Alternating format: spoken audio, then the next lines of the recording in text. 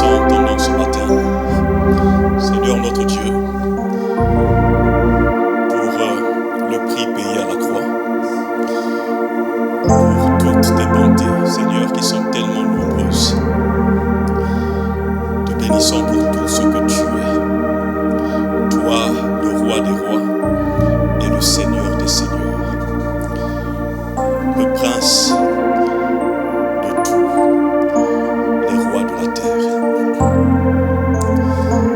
celui qui a donné sa vie pour notre salut. Seigneur, merci, parce que ce matin, tu nous donnes encore l'occasion de te célébrer. Et nous te disons merci. Merci pour les bénédictions que tu déverses sur nos vies. Merci pour ta grâce dans ce lieu. Merci pour ton Saint-Esprit. Seigneur, merci pour ta présence ce matin. Et que la gloire te revienne dans le nom de Jésus. Seigneur, donne-moi la sagesse, que je dépende de toi, Seigneur, jusqu'à la fin de cette prédication. Et rends-moi sensible à ta voix. Je te prie aussi, Seigneur, de toucher les cœurs. Que chacun reçoive, Seigneur, comme toi tu l'as prévu. Au nom de Jésus. Amen. Que le nom du Seigneur soit béni ce matin. Ah oui, Amen. On peut acclamer le Seigneur. Alors, aujourd'hui, c'est un jour heureux. Amen. C'est un jour heureux. C'est un jour de fête. C'est un jour de fête. Nous célébrons la Pâque, qui est la fête la plus importante que le Seigneur nous ait donnée. Et la Pâque a été instituée par Dieu. Amen. C'est pour ça que c'est une fête qui est très importante. Parce que c'est un événement qui a été institué par Dieu. Depuis le livre d'Exode, l'histoire commence à partir du chapitre 12, où nous voyons que le Seigneur lui-même, il institue la Pâque. Mais ça, c'était la Pâque juive. Donc la Pâque juive, elle commémore la sortie du peuple de Dieu de l'Égypte. C'est un nouveau départ. C'est une nouvelle vie. C'est un nouveau départ. Et donc le Seigneur lui-même, il a demandé que les Israélites puissent célébrer cet événement à perpétuité. Excusez-moi, je ne suis pas très en forme, mais bon, ça va aller. Oui. Alors, donc ce matin, notre passage de base, c'est dans 1 Corinthiens, chapitre 5, versets 6 à 8. Mais il n'y a que peut-être le verset 7 et 8 qui vont nous intéresser. 1 Corinthiens, chapitre 5, versets 6 à 8. Je lis la parole de Dieu. C'est bien à tort que vous vous glorifiez. Ne savez-vous pas qu'un peu de levain fait lever toute la pâte? Faites disparaître le vieux levain, afin que vous soyez une pâte nouvelle.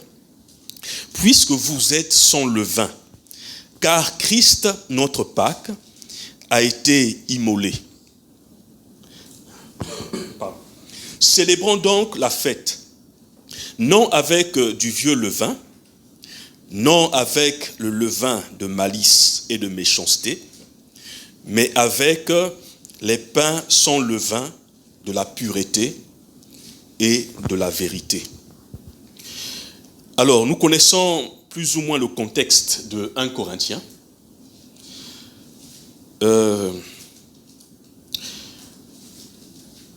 Il y avait, entre autres, des problèmes d'immoralité au sein des chrétiens de Corinthe.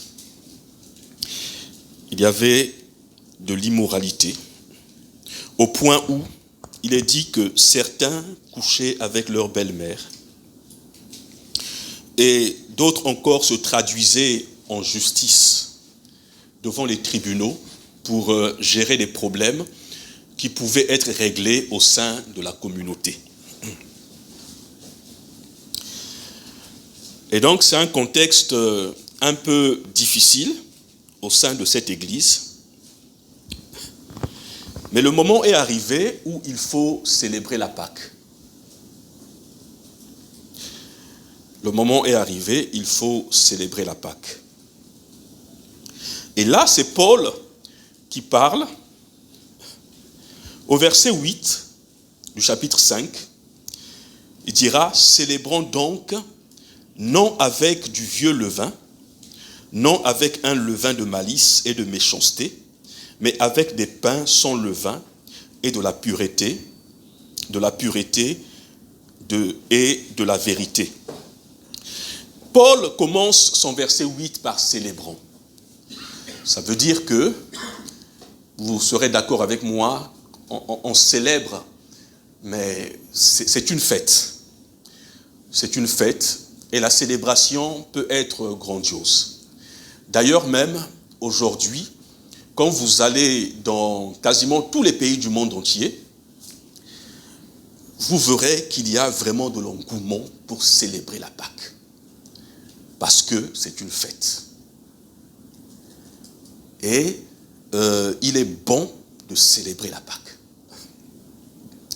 Il est bon de célébrer la Pâque, de se réjouir. Il faut être content. Il faut se réjouir. Il faut aussi bien manger. Amen. Oui, il faut bien manger. C'est très important de se réjouir. Paul dit quelque part, réjouissez-vous dans le Seigneur. Donc c'est à des occasions comme ça que nous sommes invités à nous réjouir.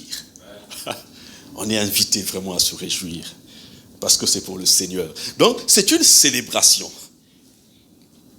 C'est une célébration. C'est une fête. Il dit donc, célébrons donc la fête. Célébrons la fête. Chantons des louanges. Chantons des hymnes, des cantiques à Dieu. Parce que ce jour est un jour spécial. C'est un grand jour. C'est la plus grande fête des chrétiens. C'est la plus grande fête des chrétiens. Je vous ai dit au départ que, il y a la Pâque juive. Les Juifs, ils commémorent la sortie de l'Égypte. Ils commémorent une délivrance, la délivrance de la captivité. Parce que en Égypte, ils ont beaucoup souffert. Ils sont restés 430 ans, quasiment de travaux forcés. Ça a été très difficile pour eux. Au point où ils ont crié à Dieu. Et la Bible déclare que Dieu a entendu leurs cris et il est descendu. Ils ont beaucoup souffert. Ah, je souhaite que l'Afrique sorte aussi de la souffrance. Que nos pays sortent de la souffrance. Donc, vous voyez par là que il y a un temps pour toute chose. Il y a le temps où les hommes souffrent. Mais il arrive toujours un moment où la délivrance de Dieu finit par arriver. Je veux te dire ce matin, même si certains croient qu'ils ont été enchaînés par les ténèbres, par les œuvres de la sorcellerie, au point où tu as comme l'impression que ta vie n'avance pas. Ce sont des réalités. Mais nous, en tant que chrétiens, nous devons savoir et nous rappeler de cette parole où le Seigneur nous dit que les ténèbres ne régneront pas toujours. Donc, les ténèbres ne règnent pas toujours. Il y a un temps où certains peuvent se retrouver dans la captivité, mais le temps de la captivité est un moment aussi qui te permet de connaître Dieu, de voir la gloire de Dieu. Parce que Dieu se manifeste beaucoup dans les épreuves. Et pendant que certains sont dans la captivité, Dieu continue à les garder. C'est dans ces temps-là que nous devons chercher la face de Dieu. Quand tout est difficile. David a dit, je lève les yeux vers les montagnes, d'où me viendra le secours? Le secours me vient de l'Éternel qui a fait les cieux et la terre. L'Éternel est un secours pour quiconque se confie en lui. Donc, les difficultés ne vont pas rester pour toujours. Les épreuves, les ténèbres ne régneront pas toujours. Parce que lorsque nous lisons dans toute l'histoire de la Bible, la délivrance est toujours arrivée. Et donc, ils sont restés 430 ans dans le désert et ils ont fini par sortir. Ils sont sortis, ils ont encore eu des combats, mais ils ont bâti une nation, un peuple. Les historiens disent que quand ils sont sortis d'Égypte, ils étaient environ 1 million. Sans compter les femmes et les enfants. Et certains, on appelle ça des ramassis, des personnes qui s'étaient attachées à Israël. Parce que Israël n'est pas sorti seul.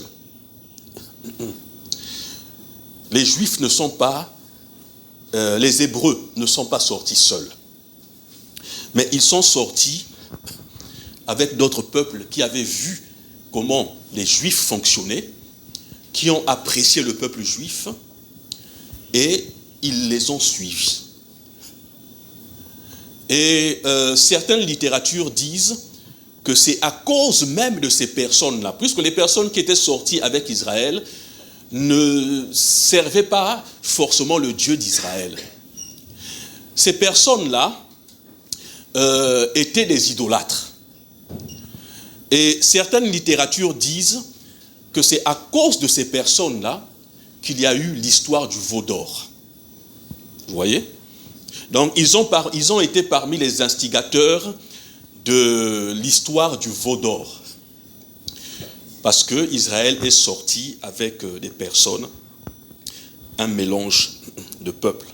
Ça nous rappelle aussi l'histoire d'Abraham qui est sorti avec Lot.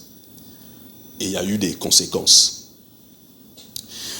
Maintenant, venons à la Pâque que nous célébrons, la Pâque chrétienne. D'ailleurs, cette année, la Pâque juive et la Pâque chrétienne tombent à la même date. Donc aujourd'hui aussi, les Juifs célèbrent la Pâque. Mais,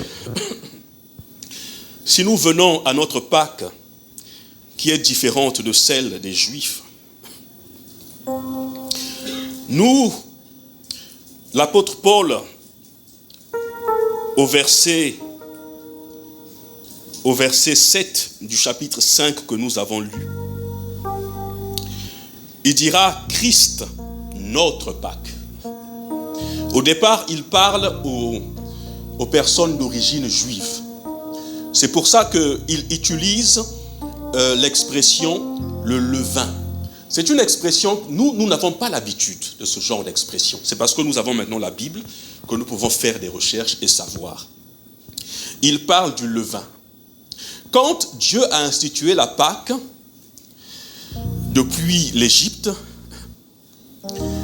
il avait interdit aux Juifs de manger des pains avec du levain. Celui qui mangeait le pain avec du levain était exclu de la communauté.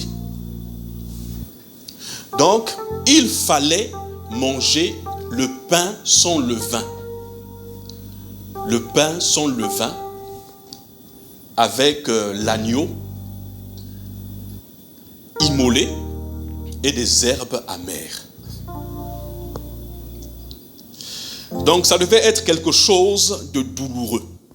Il y a en même temps une joie, la joie de sortir de l'Égypte, mais l'amertume nous rappelle aussi la douleur. L'amertume nous rappelle la douleur. Il y a un agneau qui a été immolé et ils ont mangé les herbes amères. Donc c'est une joie qui est contrastée. Là, il y a la joie, il y a la douleur. Et ce symbole nous emmène aussi à la croix de Golgotha, où aujourd'hui nous pouvons nous réjouir, ou encore ceux à l'époque qui avaient la révélation de la crucifixion de Christ pouvaient aussi se réjouir, parce qu'il valait mieux qu'une personne soit sacrifiée que toute la nation périsse. Donc il y avait la scène de Golgotha, où nous voyons que le Seigneur est crucifié. Le Seigneur lui-même, pendant qu'il est sur la croix, on lui donne du vinaigre. Ça n'a pas bon goût. Il y a de l'aigreur, de l'amertume. C'était vraiment une mauvaise boisson, mais que les soldats romains consommaient pour ne pas dormir, pour rester éveillés. Et cette boisson a été donnée à Jésus. Il a pris la boisson. Mais Jésus-Christ à la croix, d'abord avant d'arriver à la croix, il est passé par différents tribunaux. Il est passé devant le tribunal religieux avec le souverain sacrificateur Caïphe, Anne. Il est passé par le tribunal religieux où il a été condamné pour blasphème parce que il a dit qu'il était le Fils de Dieu et que Dieu est son Père. Donc il est passé par le tribunal religieux. Ensuite, il est passé par le tribunal politique. Il est passé par le tribunal politique. Donc à l'époque, il fallait passer par ces différents tribunaux. Et donc, après les différents procès, Jésus est condamné. Il est condamné. Et Jésus porte sa croix sous les coups, sous la barbarie des soldats romains. Jésus porte sa croix. Et d'ailleurs, je pense que c'est le psaume 22 qui décrit la souffrance, qui décrit exactement les souffrances de Christ. Quelque part, il y a un auteur qui dira que son dos a été labouré et on a creusé des sillons. Parce que les Romains, excusez-moi, avaient un fouet avec du métal pointu au bout. Il y avait des lanières en cuir. Et il y avait des cailloux, mais aussi du métal pointu. Ce qui fait qu'à chaque fois qu'on fouettait Jésus sur le dos, on tirait. Vous voyez? Donc ça a enlevé la chair. Et Jésus a été vraiment défiguré. C'est ce que Ésaïe, plusieurs années avant, va décrire dans sa scène, dans Ésaïe chapitre 53. Il dira, nous ne l'avons pas reconnu, tellement que son apparence, il n'avait ni beauté, ni éclat pour attirer nos regards. Et quand les gens le voyaient, les gens détournaient leur visage. Tellement qu'il ressemblait maintenant à un agneau. Ésaïe 53, qui a cru à ce que nous était annoncé, qui a reconnu le bras de l'Éternel. Il s'est élevé devant lui comme une faible plante, comme un rejeton qui sort d'une terre desséchée. Il n'avait ni beauté ni éclat pour attirer nos regards. Et son aspect n'avait rien pour nous plaire. Méprisé et abandonné des hommes, homme de douleur et habitué à la souffrance, semblable à celui dont on détourne le visage. Nous l'avons dédaigné, nous avons fait de lui aucun cas. Voilà un peu. Après, vous pouvez lire la suite. Mais Ésaïe nous montre quand même les souffrances. Et les psaumes aussi nous parlent de ce que Jésus a vécu à la croix. Et c'était terrible. C'était amer. C'était très douloureux. Et donc, bien aimé, à la Pâque, c'est Jésus, notre agneau, qui a été sacrifié. Encore une dernière anecdote, c'est que lorsque Jésus a crié à la croix, « Père, je remets mon esprit entre tes mains », et que Jésus a expiré, à cette même heure, c'était la 9e heure. À cette même heure-là, il y avait un culte qui se passait dans le temple. À cette même heure, le sacrificateur était en train d'immoler un agneau. Vous voyez? Ça s'est passé au même moment. Pendant que l'agneau de Dieu était en train d'être immolé à la croix, dans le temple aussi, un agneau était en train d'être sacrifié pour la Pâque. Et la Bible nous dit que le voile s'est déchiré. Donc quand Jésus a crié, « Père, Père, pourquoi m'as-tu abandonné ?» Dans certaines versions. D'autres auteurs vont dire, oui, « Père, Père, pourquoi m'as-tu abandonné ?» D'autres vont mentionner, « Père, entre tes mains, je remets mon esprit. » Et lorsque Jésus a expiré, le voile du temple s'est déchiré du haut en bas. Amen. Le voile du temple s'est déchiré du haut en bas. Ce sont, bien aimés, des événements qui se sont passés. Et nous devons avoir conscience de ces choses-là qui se sont passées. Je vous fais un peu de l'histoire. C'est intéressant, n'est-ce pas? Donc, l'agneau était en train d'être sacrifié dans le temple et le voile du temple, le voile qui séparait le lieu saint au lieu très saint, ce voile s'est déchiré du haut en bas. Le voile s'est déchiré. Et ce voile-là, la Bible ne mentionne pas les dimensions, mais ce voile avait une épaisseur allant de 7 cm à 10 cm. Vous voyez que 10 cm, c'est environ ça. Hein? 10 cm, c'est environ ça. Et ce voile était très lourd. Il fallait plusieurs personnes pour porter ce voile-là. D'accord? Il était très haut. Il faisait 10 cm d'épaisseur. Il a été tissé avec du fil solide. Et il était très lourd. Vous voyez que ce voile s'est déchiré du haut en bas. Le voile s'est déchiré, c'était pour nous enseigner que la voie ou bien le chemin qui conduit l'homme vers le Père, vers Dieu, le chemin est ouvert. Et donc nous pouvons avoir accès à Dieu par Jésus-Christ. Donc ça, c'est un des bénéfices de la Pâque, donc de Jésus qui a été immolé. Nous avons un accès direct vers le Père.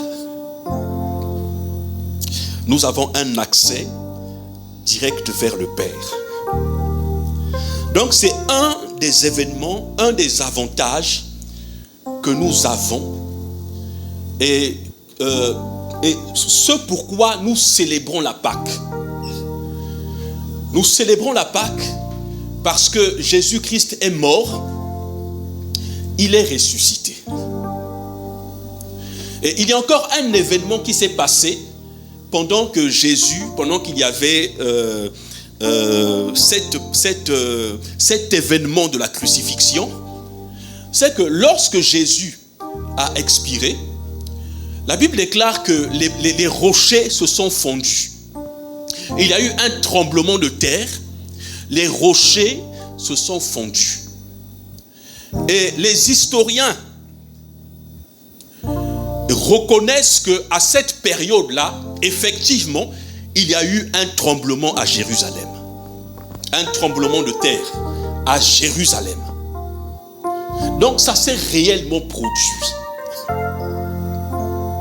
Et quand excusez-moi, les rochers ont fondu,